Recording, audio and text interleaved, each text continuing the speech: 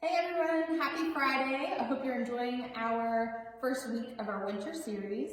Today with Fortson Friday, we're going to be seeing 3 different environmental education ambassadors. They are 3 types of insects, and 2 of them are feeder animals in our herpetology lab, and 1 of them is in our entomology class, or it's just housed in our lab for that class. So we're going to meet them today, and I know what you're thinking, herpetology lab, snakes eat mice, turtles eat lettuce, but really they are just like us and they need a variety in their diet and provides different nutrients for them. So before we meet them, we are going to have a crash course on entomology. Let's go. Okay, we're going to break down the word entomology before we go into our actual bugs. So it is a Greek word, and a lot of you will know what ology means. And that means the study of. And entom, or entomon, is the Greek word for insect.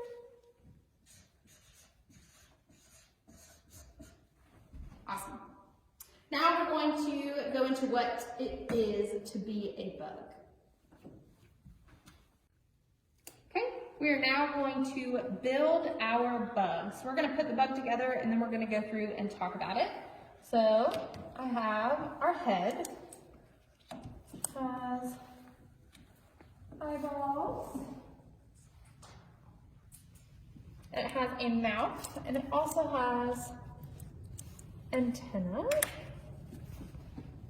Then we have our thorax.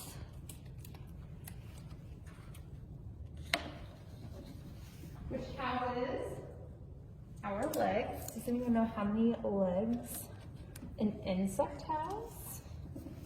You're about to find out.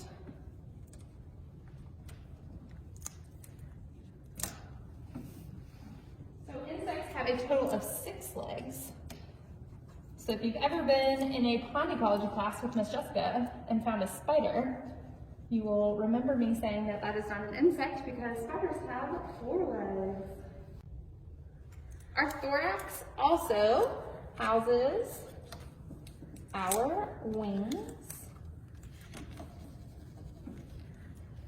And then our last section is our abdomen.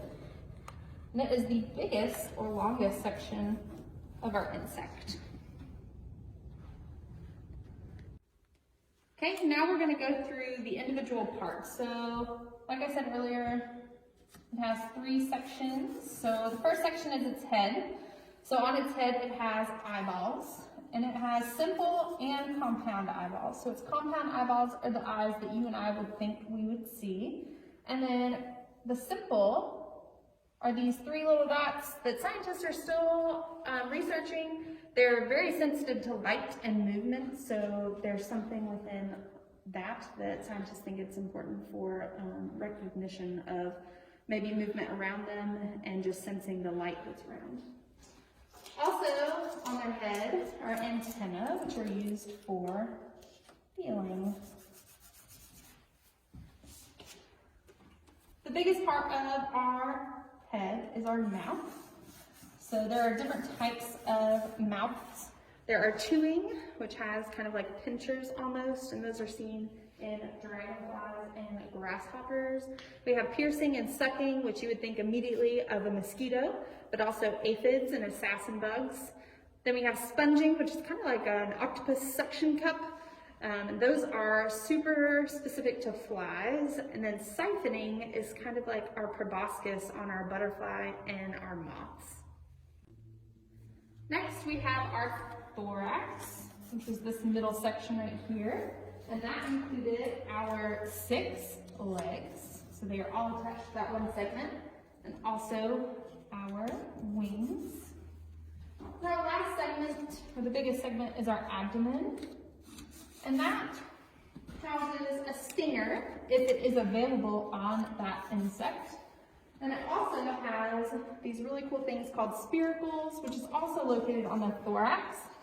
And spiracles are external openings that help the insect breathe, and also all over the insect is hair.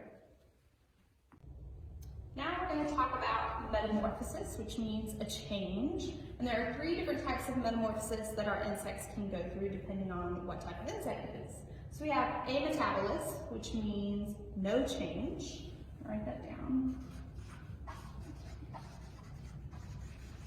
And that means it starts out as an egg, goes to an immature or juvenile, and then to an adult. So that just means that there's no change whatsoever from the juvenile to the adult. So it looks just like the adult, it's just a lot smaller.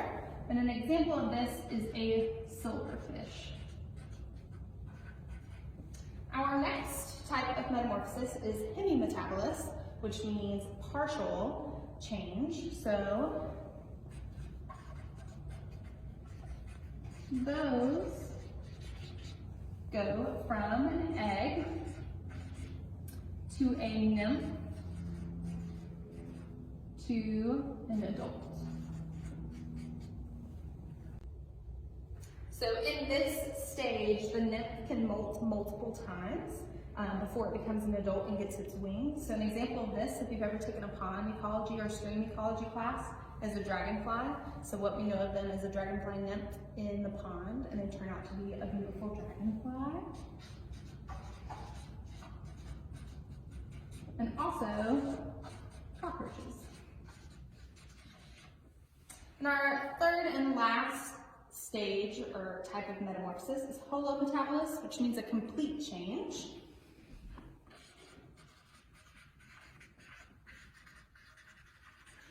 And that means it goes through 4 stages. So it starts out as an egg, goes to a larva, pupa, and then our adult. And we'll talk more about this in a little bit when we meet our special guest. But some examples of these are butterflies, moths, and our feeder insects that we'll talk about.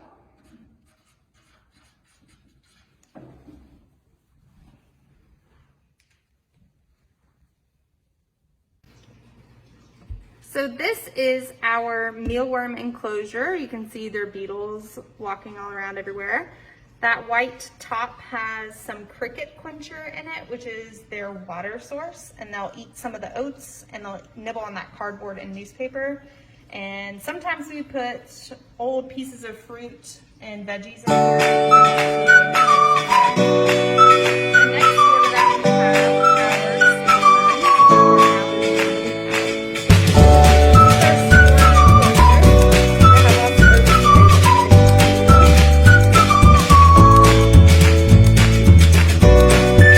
we have oats too, and we don't change the oats until it doesn't look like oats anymore, because they'll eat it and then they'll poop it out.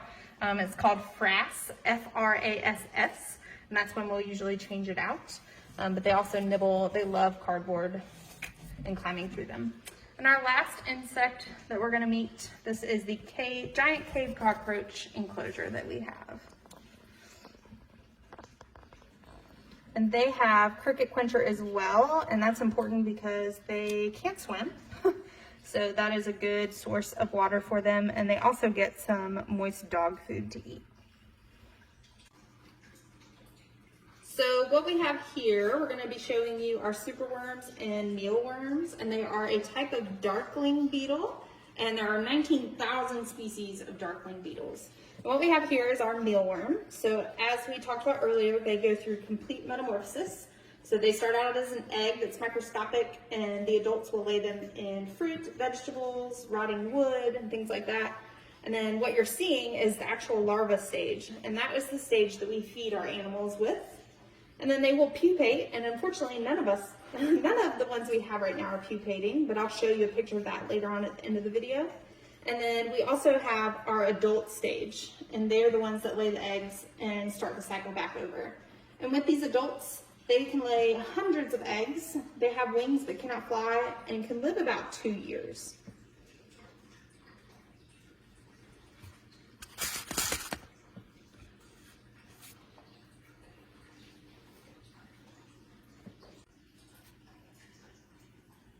So these are our superworms. They also go through complete metamorphosis, and these are the larval stage, which is what we feed. Most of our animals love them, especially our box turtles and our toad. They can molt 9 to 20 times before they turn into a pupa, which is this little guy right here. He actually shed the other day.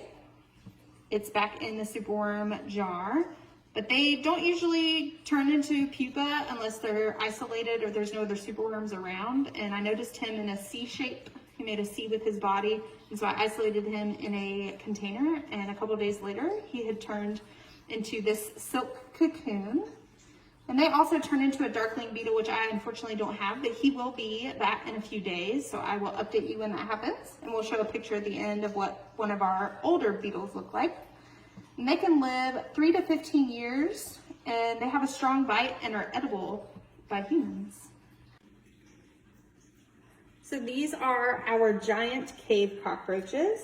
They are native to Central and South America, and I just love saying their scientific name. It's Blabberus giganteus. They are the largest cockroach in the world. They can reach 3 to 4 inches long, and amazingly, or scaringly, their wingspan can equal 6 inches long. They go through partial metamorphosis, which is hemimetabolous. So they are an egg, pupa, and then the adult. And the adults have the wings, which is that one big one right there. Miss Jessica's gonna pick it up.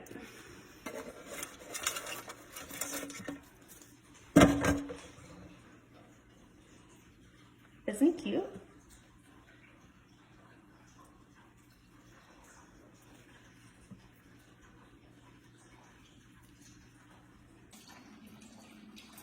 I'm going to share with you guys 3 reasons that insects are super important. 1, they are pollinators, so they make sure that we have food or provide us food. They are also a food source for the animals that I'm about to show you, and animals all over the world, as well as cultures all over the world. And then 3rd, they are part of the FBI. If you know that, they are fungus, bacteria, and insects who are decomposers and break down our organic material. And now I'm going to leave you with our female box turtle having a little snack. Thanks for watching.